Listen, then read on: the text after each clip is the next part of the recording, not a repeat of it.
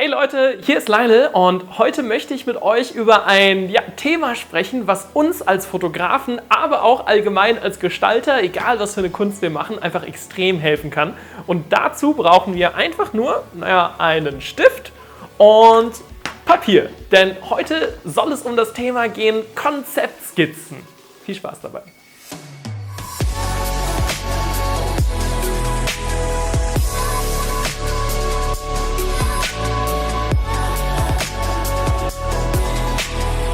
Bevor es losgeht, macht euch keinen Kopf. Um eine Konzeptskizze zu gestalten, müssen wir keine riesigen künstlerischen Skills haben, sondern wir sollten einfach nur einen Stift in der Hand halten können und uns etwas vorstellen können. So, wozu brauchen wir denn überhaupt Konzeptskizzen und wozu sind die gut? Wir als Gestalter, vor allem wenn wir aufwendigere Projekte haben, sollten uns vorher natürlich Gedanken darüber machen, wie die ganze Geschichte aussieht.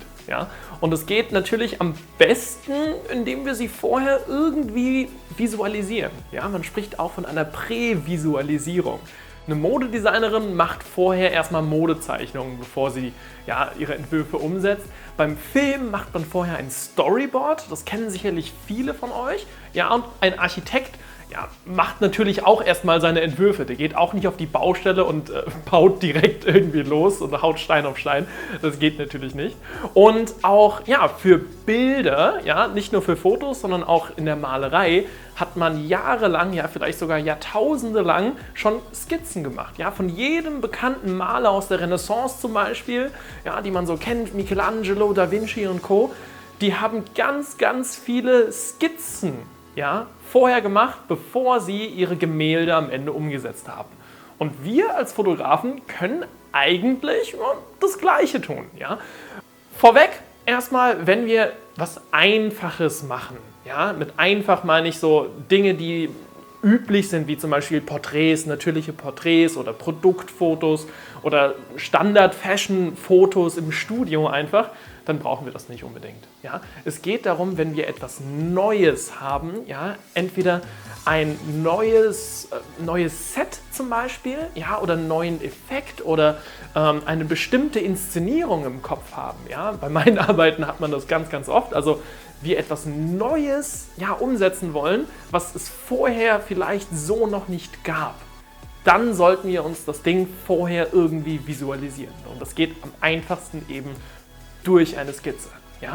Ich meine, wer kennt nicht so die Situation, wir haben vielleicht irgendeine verrückte Idee im Kopf und versuchen es anderen Leuten mitzuteilen und sagen, ich stelle hier einfach mal einen Mann mit einem leuchtenden Schirm in den Wald und man sieht nur seine Silhouette und jeder denkt so, okay, cool, aber letztendlich, wenn man vor allem im Team arbeitet, wissen die anderen trotzdem nicht so ganz genau, was ihr eigentlich von denen wollt.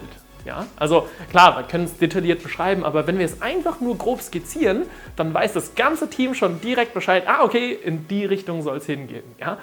Wie sollte nun so eine Konzeptskizze aussehen? Wir können eine Konzeptskizze natürlich aufwendiger und auch weniger aufwendig gestalten. Ganz, ganz wichtig ist halt natürlich, dass wir erkennen, wie das Motiv aussehen soll. Wie gesagt, dafür brauchen wir keine zeichnerischen oder künstlerischen Skills oder sowas, sondern so eine Zeichnung kann auch sehr, sehr rudimentär sein. In der Zeichnung sollte auf jeden Fall enthalten sein das Motiv und auch der Bildaufbau.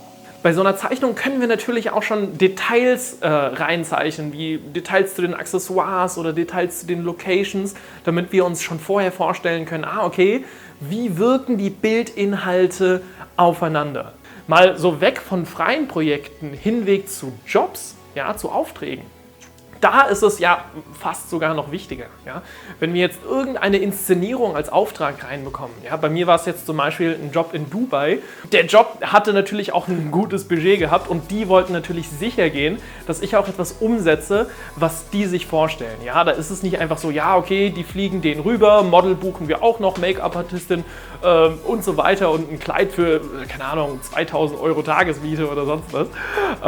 Das wird auch nicht einfach nur dahin geschifft und so, hier mach mal, sondern da bespricht man natürlich auch vorher detailliert, wo soll das stattfinden, was für eine Art von Model soll da sein, und auch, wie soll der Bildaufbau sein. Ja? Vor allem, wenn man mit Agenturen zusammenarbeitet, wo die Bilder am Ende nicht nur als Bilder verwendet werden, sondern eben auch für Plakatwerbung oder für Flyer oder solche Sachen. Da werden auch Dinge besprochen, wie zum Beispiel, ja okay, das linke Drittel zum Beispiel muss frei bleiben.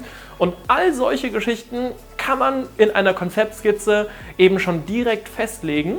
Und wenn wir dann am Set sind, ja, können wir einfach nur unsere Konzeptskizze in die Realität umsetzen. Ja? Das heißt, wir müssen uns am Set gar nicht mehr so Gedanken machen, okay, wie gestalte ich das Bild jetzt genau, sondern ich kann mich auf die Sachen konzentrieren, die am Set auch wirklich wichtig sind. Ja? Dass das Set steht und dass wir mit unseren Darstellern, unseren Models auch kommunizieren, damit das Ergebnis möglichst super wird. Ja? Und genau so wird, wie wir uns das vorher festgestellt haben. Ja? Es gibt manche Inszenierungen, da ist es tatsächlich so, dass diese Konzeptskizze ja 1:1 exakt so umgesetzt wurde, wie sie vorher aufgezeichnet wurde. Also wie bei dem Beispiel hier mit dem Mann mit dem leuchtenden Schirm oder hier auch bei dieser Inszenierung, wo wir 6 Models hatten, die alle was Unterschiedliches gemacht haben. Da stand vorher auch alles mit einer Skizze fest. Wie gesagt, was ich euch vorhin schon gesagt habe, wenn ihr jetzt Porträts schießt oder ja, einfache Sachen, dann braucht ihr um Gottes Willen keine Konzeptskizze. Ne? Nur wenn ihr irgendetwas Aufwendigeres machen wollt oder mit einem neuen Material experimentieren wollt oder ein Set aufbauen wollt oder eher einen aufwendigen Kundenauftrag habt, ja, so eine Konzeptskizze ist wirklich super, super hilfreich. Ja? Und ohne solche Skizzen wären Projekte wie zum Beispiel diese hier oder solche hier einfach nicht möglich. Ich möchte euch jetzt hier einfach nochmal ein Beispiel zeigen, wo ich einen Job hatte für einen Art Director und der Art Director, der hat auch sogar einen Illustrator engagiert, ja, um Konzeptskizzen zu erstellen. Das war für mich natürlich ja, das super bequemste, denn so konnten wir eben direkt in der Zeichnung schon sehen, okay, wie sieht das Licht aus, ja, wie soll das Posing ungefähr aussehen und sogar die Farben, ja, und die Lichtstimmung waren in den Zeichnungen auch schon drin. So konnten wir am Set einfach quasi nur die Zeichnung direkt in die Realität umsetzen und so konnte mein Auftraggeber ja eben genau das Bild bekommen, was er sich vorher gewünscht hat.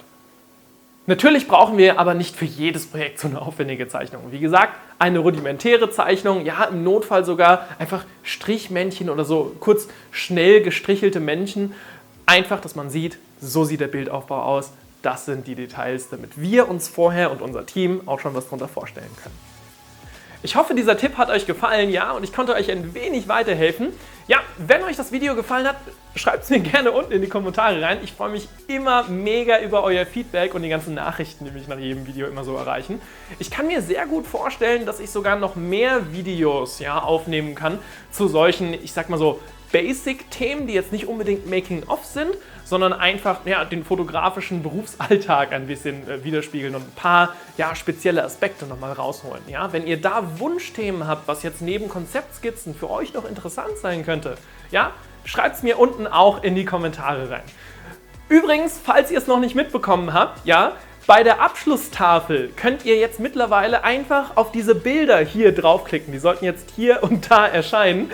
Neuerdings kann man jetzt auch mit dem Handy direkt auf andere Videos draufkommen und hier oben natürlich subscriben. Macht's gut, ihr!